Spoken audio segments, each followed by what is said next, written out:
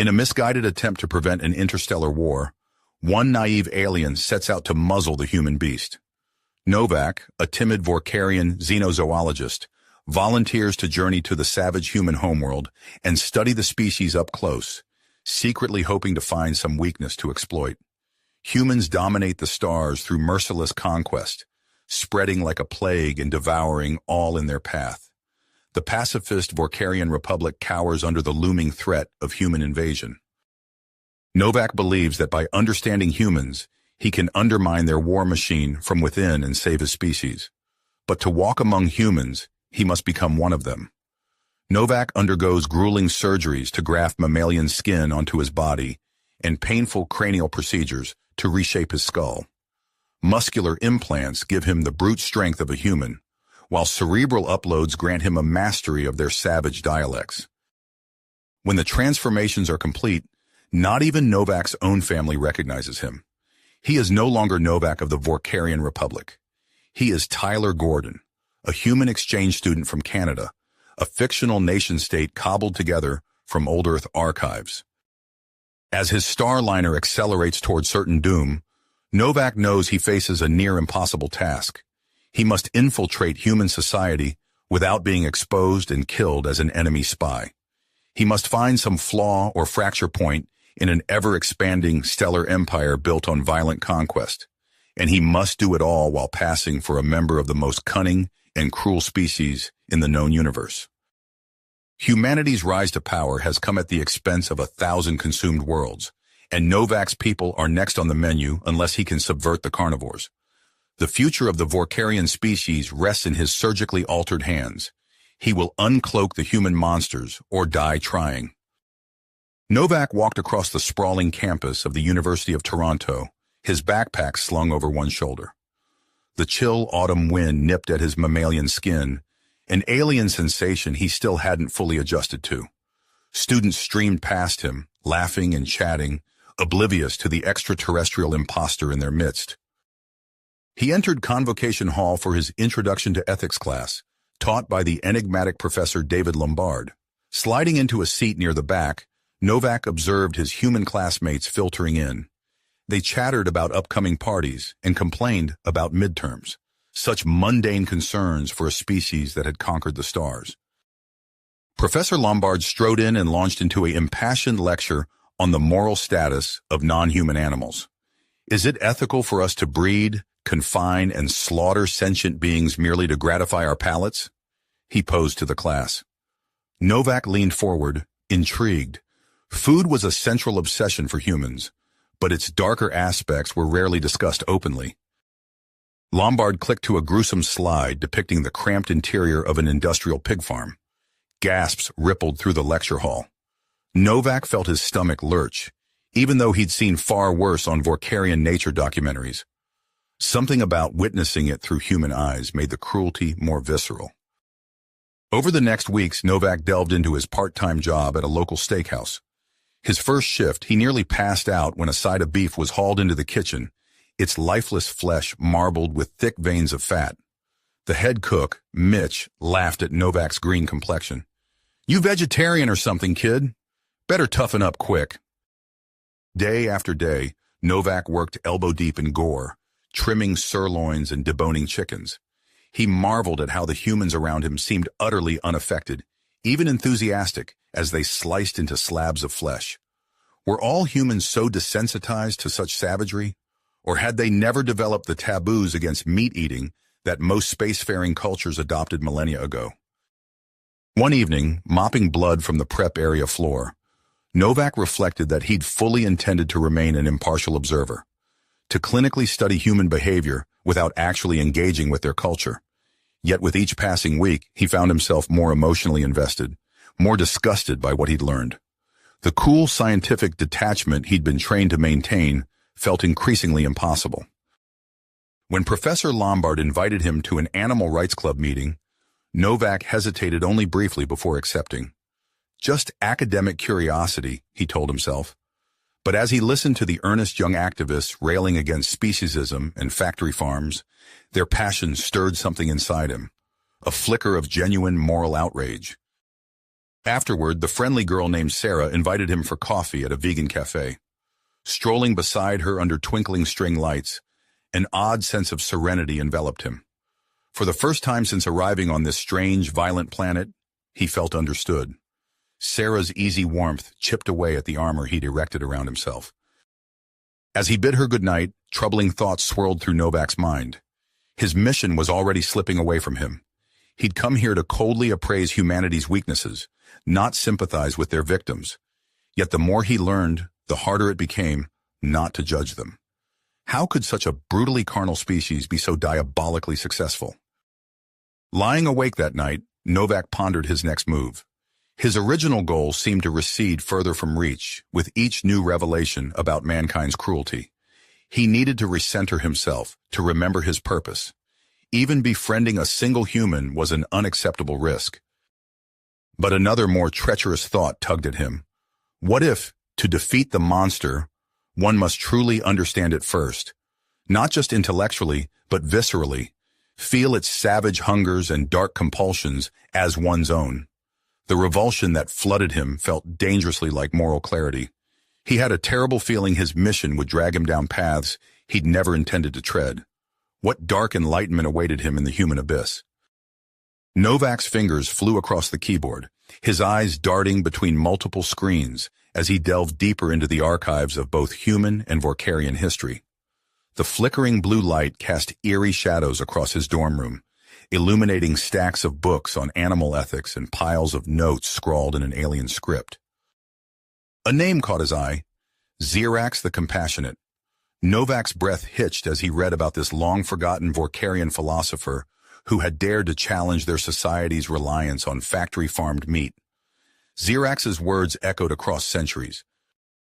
The ability to suffer is the sole criterion for moral consideration.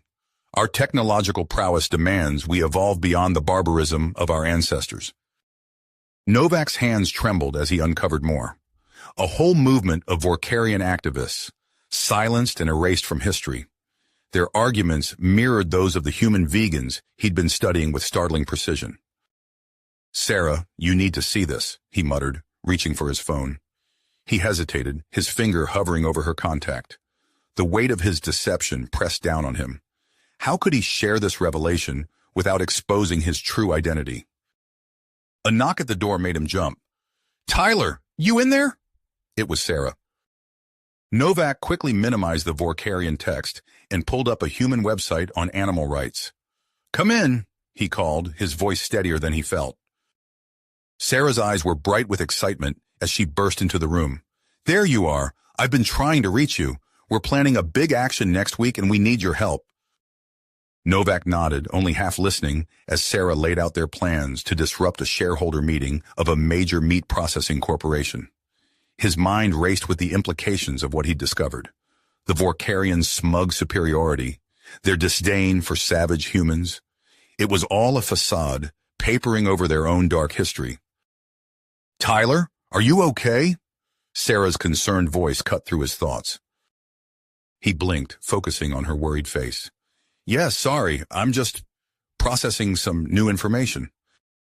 Sarah's expression softened. "I know it can be overwhelming at first, facing the full scope of animal suffering, but that's why what we're doing is so important." Novak swallowed hard, nodding. "You're right. Count me in for next week." As Sarah hugged him tight, Novak felt a surge of perseverance. He would use his unique perspective to aid this fledgling movement. Perhaps in helping humans confront their own moral blind spots, he could begin to address those of his own people. Over the following days, Novak threw himself into planning sessions with Sarah and the other activists. He applied his alien intellect to refining their arguments and strategizing their approach. At night, he pored over more Vorkarian historical records, piecing together the suppressed narrative of his people's ethical evolution. After one particularly intense strategy meeting, Professor Lombard held Novak back. "Tyler, a word?" The professor's eyes gleamed with a mix of curiosity and calculation. "I've been impressed by your contributions. There's a, shall we say, more direct action group I think you'd be interested in joining." Novak hesitated, his survival instincts screaming caution. But Sarah squeezed his hand, her quiet nod of encouragement tipping the scales. "I'm listening," Novak said. Lombard leaned in close, his voice barely above a whisper. "We're planning something big, something that will shake the foundations of the entire industry." As Lombard outlined their audacious plan, a coordinated series of sabotage missions targeting the worst offenders in factory farming, Novak felt a thrill of excitement mixed with dread. This was far beyond what he'd ever imagined doing on Earth, yet he couldn't deny the pull of it, the chance to make a real difference. "I'm in," Novak heard himself say, even as a part of him wondered if he was crossing a line from which there was no return. Late that night, as Novak meticulously planned their first operation, he failed to notice the blinking light on his communicator, a message from his Vorkarian handlers, growing increasingly concerned about their agent's radio silence. Across the vastness of space, on both Earth and Vorkar, powerful figures were beginning to take notice of the alien operative who seemed to have gone rogue. As Novak prepared to dive headfirst into a campaign of strategic chaos, forces beyond his knowledge were mobilizing, setting the stage for a confrontation that would reshape the destinies of both their worlds. As Novak descended deeper into the world of human activism, his double life grew increasingly precarious. The first raid came under cover of darkness. Novak's fingers flew across a stolen tablet, disabling security systems with inhuman speed. Sarah and the others moved with practiced efficiency, cutting through chain-link fences and prying open rusted cages. The stench of ammonia and feces hung thick in the air as they liberated hundreds of malnourished chickens from a battery farm. "We did it," Sarah whispered, her eyes shining with triumph as they loaded the last crate onto their waiting truck. Novak nodded, trying to quell the conflicting emotions roiling within him. This wasn't mere observation anymore. He was actively interfering in human affairs. As weeks passed, their operations grew bolder. Novak's alien intellect proved invaluable, allowing them to outmaneuver increasingly sophisticated security measures. They hit slaughterhouses, fur farms, and animal testing facilities across the country. Videos of their exploits spread online, galvanizing supporters and enraging opponents in equal measure. Then came the night that would change everything. The research lab loomed before them, a sterile monolith of glass and steel. Novak's hands trembled slightly as he interfaced with the building's network, aware of the enormity of what they were about to attempt. "We're in," he murmured, and the team sprang into action. They moved swiftly through antiseptic corridors, the acrid smell of disinfectant burning their nostrils. Sarah worked feverishly to open primate enclosures, while others gathered research data. Novak stood watch, every nerve on high alert. A door hissed open behind him. Novak whirled to see a wide-eyed lab tech, frozen in shock. For a heartbeat, time seemed to stop. Then the human fumbled for his phone, fingers stabbing at the screen. "No!" Novak lunged forward, but it was too late. His surgically altered features slipped, revealing a glimpse of something definitively not human. The tech's camera flashed. Alarms blared. Shouts echoed down the corridors. "We have to go now!" Sarah yelled, herding confused primates toward the exit. Novak's mind raced. He could flee with the others, preserving his cover but abandoning the animals. Or he could stay and face the consequences, knowing his true identity would be exposed. The wail of approaching sirens made the decision for him. "Get them out," he told Sarah, his voice steady despite the fear coursing through him. "I'll hold them off." Sarah's eyes widened in understanding. "Tyler, what?" "Go!" Novak pushed her toward the exit, then turned to face the oncoming storm. Within minutes, the facility was swarming with heavily armed police and what appeared to be government agents. Novak stood his ground, placing himself between the authorities and the cowering primates. "This is your final warning," a voice boomed through a megaphone. "Surrender immediately or we will use force." Novak took a deep breath, knowing what he was about to do would irrevocably alter the course of his mission, and potentially the relationship between their two species. "I am Novak, citizen of the Vorkarian Republic," he called out, allowing his human disguise to fully dissolve. Gasps and muttered curses rippled through the assembled humans. I invoke my right to diplomatic protection under interstellar law. A tense silence fell. Novak could almost feel the shock waves of his revelation radiating outward, knowing that in moments, news of his true nature would be spreading across the globe. The stillness shattered as a barked order sent armored figures surging forward. Novak raised his hands, determined not to give them any excuse for violence. A searing pain lanced through his body as an energy weapon struck him. His legs buckled and the world went dark. He awoke in a featureless cell, disoriented and aching. Through the ringing in his ears, Novak could make out snippets of frantic conversation beyond his confinement. The alien spy, terrorist collaboration, diplomatic incident. As the gravity of his situation sank in, Novak realized he was now at the center of a maelstrom that threatened to engulf both his adopted world and his distant home. Novak awoke to the sterile white of his cell, the events of the past months a blur of interrogations and isolation. His alien physiology had been poked, prodded, and analyzed by teams of scientists, each seeking to unlock the secrets of Vorkarian biology. Outside his containment, Earth roiled with the implications of his existence. News networks blazed with debates on extraterrestrial life, while governments scrambled to establish protocols for dealing with alien infiltrators. Sarah's face haunted his dreams, her determined eyes, her unwavering conviction. He'd learned of her release through snippets of overheard conversation between his guards. The thought of her continuing their fight without him stirred a complex mix of pride and longing. Days bled into weeks as Novak waited, his fate hanging in bureaucratic limbo. He meditated, reciting ancient Vorkarian texts from memory and grappling with the consequences of his choices. A commotion in the corridor snapped him to attention. The cell door slid open, revealing a stern-faced woman in a crisp suit. "I'm Agent Reeves," she said, her voice clipped. "You're being transferred." Novak stood, his joints stiff from disuse. "Where?" "That's classified," Reeves replied, motioning for him to follow. They marched through labyrinthine corridors, passing checkpoints manned by heavily armed guards. Novak's keen senses picked up snippets of hushed conversations. Galactic Council, diplomatic nightmare, containment breach. As they reached a secured elevator, Reeves turned to face him. "For what it's worth, I think you're getting a raw deal, but my hands are tied." Novak nodded, understanding the unspoken complexities. The elevator descended, carrying them to a cavernous underground hangar. A sleek transport craft waited, its engines humming with nearly unleashed power. As they approached the craft, a commotion erupted at the far end of the hangar. Alarms blared as a group of figures in black tactical gear burst through a side entrance. "Sarah," Novak breathed, recognizing her lithe form even beneath the mask. Chaos erupted. Guards shouted orders as Sarah's team deployed smoke grenades. Reeves shoved Novak towards the transport, her weapon drawn. "Move!" she barked.